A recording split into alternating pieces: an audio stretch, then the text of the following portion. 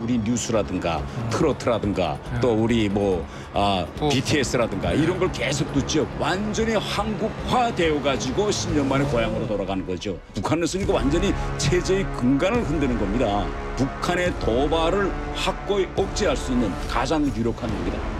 일병의 편지나 이러한 노래들이 암암리에 돌아가거든요. 제가 밤마다 10시에 이걸 뒤집어 쓰고 또 서울 노래를 남한에서 몇 시부터 몇 시까지 비가 온다 하면 무조건 비가 오더만요. 남한은 총탄보다도 핵탄보다 더 무거운 이런 위력과 힘을 가지고 있습니다. 우리 정부는 힘에 의한 평화 정책들을 펴고 있습니다만 민주당의 생각은 많이 다릅니다. 이재명 대표 얘기 들어보시죠. 너무 유치하지 않습니까? 유치한 것까지는 좋은데 이게 또다시 북한의 조준 사격을 유발할 것 같습니다. 남북 모두가 패배자가 되는 유치한 치킨 게임 중단해야 합니다.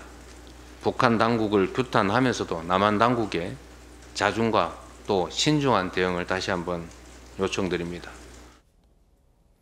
조 교수님 어떻게 들으셨습니까? 이 대북 확성기 방송 유치하다라는 게 이재명 대표 얘기입니다. 정말 유치하다 유치하지 않다라는 측면보다도 대북 확성기 좀 자제해야 될 것 같아요. 별 도움이 안 됩니다. 대북 확성기가 20km, 30km까지 간다는 거 아니에요, 북한에? 근데 이게 엄청나게 들리는데 그게 북한 잠깐만 도움이 안 된다는 건 어떤 측면에서 도움이 안 된다는 건가요? 제 얘기는 지금 이 남북 관계가 점점 위기로 치닫고 있거든요. 그 대북 확성기를 막 틀고 그 안 틀다가 트는 거잖아요, 지금. 이 트는 이유가 북한이 지금 오물풍선 보내고 또 우리가 대북 전단 안 보내던 거 보내니까 또 이제 날라왔어요. 처음에 북한이 그 풍선을 보내다가 이쪽에서 입장이 강경하게 나올 것 같으니까 전단을 대북 풍선을 안 보낸다고 그랬다. 오물풍선 안 보낸다고 그랬다가 이 탈북민단체, 이 시민단체라고 합니다만 탈북민 단체들이에요. 예. 이렇게 말하면은 시민단체 누가 이런 걸 보냅니까? 대북 전단을. 이걸 보내니까 또 온 거란 말이죠.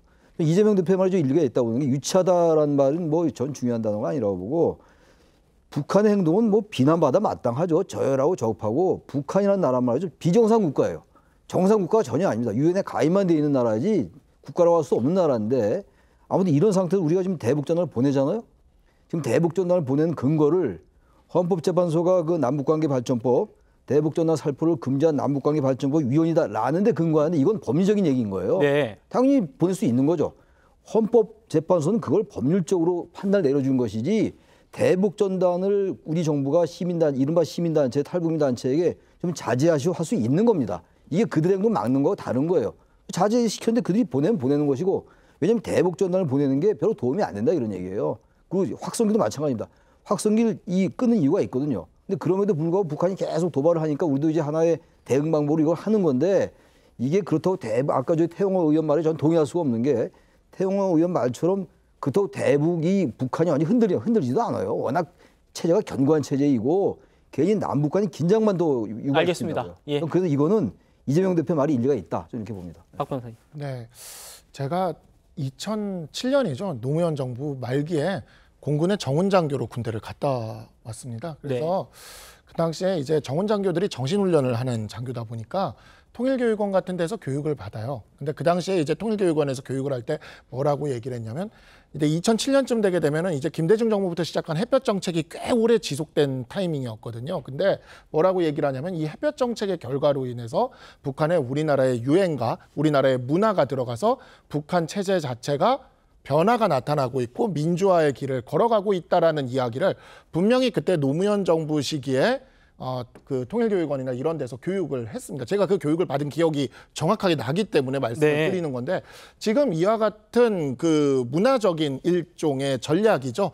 그 확성기라던가 전단지라던가 이런 것들이 만약에 효과가 없었다 그런다면 김대중 정부와 노무현 정부 때 했던 햇볕 정책으로 갔던 문화적인 어떤 그러한 그 변화를 유도하고 내재적으로 접근해서 북한의 민주화를 유도했던 것도 그것도 그러면은 효과가 없었다라고 이야기를 해야 돼요. 근데 민주당은 그때 그러지 않았거든요. 그건 굉장히 효과가 있었다고 했고 저 또한 정훈장교로서 장병들한테 그렇게 교육을 했습니다. 그 방법이 이제는 좀 바뀐 거죠. 수단이 바뀐 것이고 여전히 북한 체제 내부를 변화시키기 위한 방법으로서 이와 같은 방법들은 저는 유효하다고 생각을 합니다.